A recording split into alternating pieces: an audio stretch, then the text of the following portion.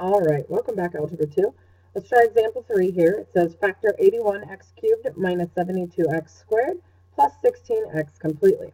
So remember, just get my pen here, that what I always said to do first was to see if there's anything in common you can actually factor out of the three terms that you're given here. So your GCF. So if we take a look at 81, 72, and 16, well, it's not likely they're going to have any numbers in common, but we should always check anyway. So factors of 81 are 1 and 81. We have 3 and 27. And then we have 9 and 9. So that's it for 81. So do any of those work for 72 and 16? Well, I'm going to do 16 next because 72 is rather large. 16, I'm going to find the factors of those a lot easier. So 1 and 16, and then 2 and 8, and 4 and 4. So we got to check, okay, do any of these match anything over here? Well, 1, yeah, but 1 never does any good. 81, no. 3, no. 27, no. And 9, no.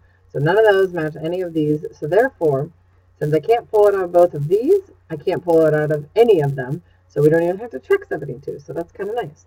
So there is no GCF for our numbers, but don't forget about your variables. We have x cubed, x squared, and x. So they each have one x to give at least. So let's pull that x out front. So we have x out front. Then let's see what's left over. The 81 stays the same. We had 3 x's. We took 1 x, so that leaves us with x squared here. And then we have minus 72. And then we have x squared, so we took 1x from that. So we have 1x left. And then plus 16. And then we had 1x and we took it, so there's no x's there. Okay? So now, you might think, oh, we're done. We just factored out the GCF. Well, you always want to check after you're done factoring out the GCF, is this what's inside the parentheses factorable further? And sometimes it will be and sometimes it won't be, but you always want to check here.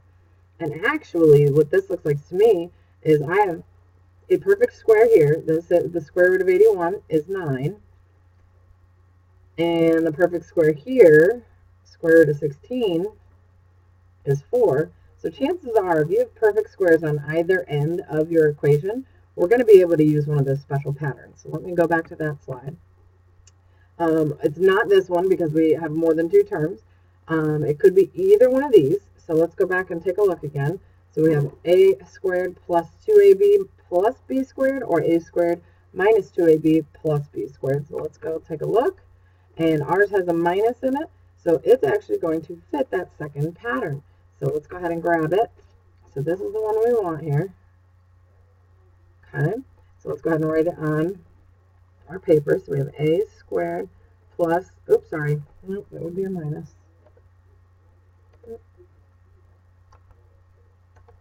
Okay, so a squared minus 2ab plus b squared. So we've already checked, yeah, a squared gives us 9, b squared gives us 4. So how do I get 2ab?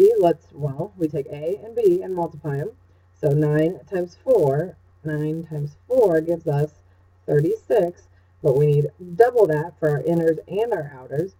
So this times 2, does that give us 72? And it sure does. So it actually does. It definitely fits this pattern. So what this is we can make our 2 binomials out of this, fitting this pattern, and this pattern equaled a minus b, the quantity squared. So we can just literally write it. We know a is 9 and b is 4, so we just have to say, well, not just 9, sorry. We also have this guy to deal with. So x squared, well, square root of x squared is just x. So now our a, whoops, sorry, I put the x in the wrong spot. Our a is 9x. Okay, so when writing our 2 binomials, we would have a first, so 9x, and then minus b, which is 16, or sorry, 4, because we had to square root it, so minus 4, and then quantity squared. Okay, so that's what this all factors into. However, don't forget we already factored out this x, so let's put the x there, because that is going to be our final answer. Okay, so that's one of those special patterns that you should hopefully start recognizing. Anytime you have a perfect square out front and a perfect square out back, 99 times out of 100, it's going to be one of these 2 patterns. Okay. Now we should always do our check just to make sure that we did factor it right. So I'm going to start by multiplying these out, and since it's squared, so we'll leave that x out front.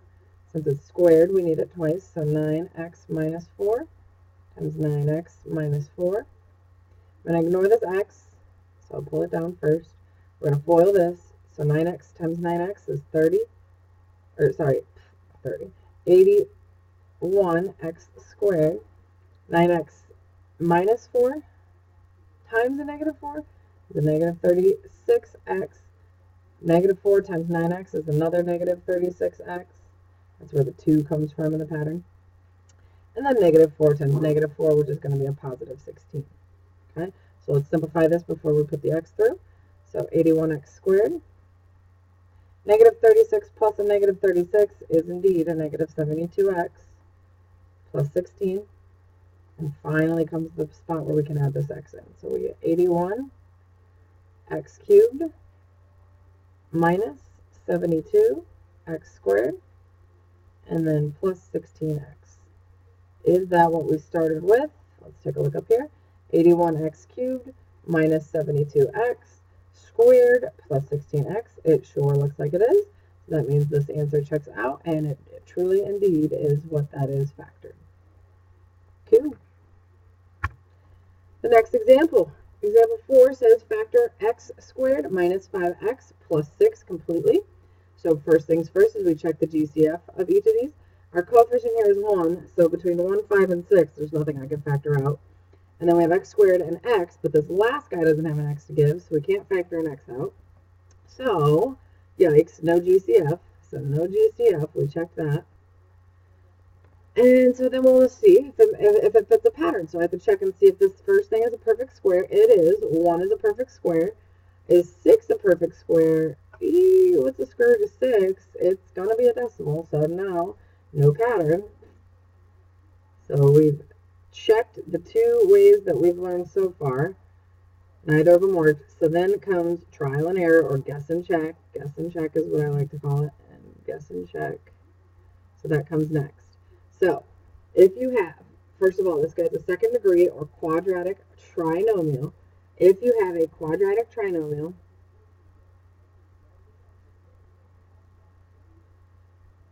that will always factor into, so quadratic trinomials factor into 2 binomials. So, since we know that, and that will always happen for you, if they factor, if factorable, let's say. Alright, so if you're given this, then you know right off the bat it's going to factor into 2 binomials. And using, remember, FOIL here, when you do your first times your first term, that gives you your first term up here. So what times what gives us x squared? Well, the only way we can get that is x times x. So we put 2 x's here. And then how do we get our last term? Well, it would be our last times our last here. So we need to think of factors of 6 that add to 5. And, well, what are our factors of 6? Well, 1 and 6. Do those add to 5? No. 1 plus 6 is 7. They subtract, but this sign says that they have to add to 5. So those don't work. What are our other factors? Well, we have 2 and 3. Do those add to 5? They sure do. So those are the guys we want. So 2 and 3. And then we need to take a look at our sign. It's a negative 5 that we need, so we need negatives on both of these. Now, just double checking that that doesn't mess up our last term, we need a positive 6. Well, negative 2 times negative 3 is a positive 6, so we should be good. Now, especially with these types of factors, you always, always, always want to FOIL back out just to check. All right, so let's do that. So we have x times x is x squared. X times a negative 3 is a negative 3x. And then negative 2 times x is a negative 2x.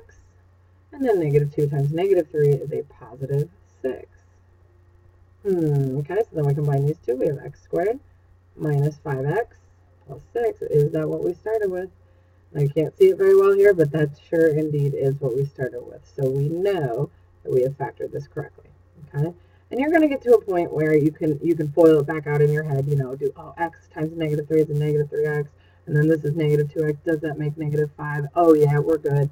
But for now, I would like you to actually write it out to do your check, because mistakes are made when we're careless and quick. Okay, I'm going to save example 5 for the next video, so please join me there.